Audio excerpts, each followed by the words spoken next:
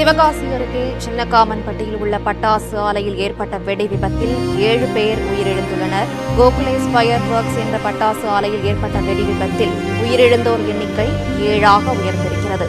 விருதுநகர் அருகே உள்ள பொம்மையாபுரம் பட்டாசு ஆலையில் வெடி விபத்து ஏற்பட்டது. இந்த வெடி விபத்தில் 6 தொழிலாளர்கள் உயிரிழந்த நிலையில் சிவகாசி அருகே புதுப்பட்டியில் பட்டாசு ஆலையில் பயங்கர வெடி விபத்து ஏற்பட்டது. இதில் உயிரிழந்தவர்களின் எண்ணிக்கை தற்போது 3ஆக உயர்ந்திருக்கிறது.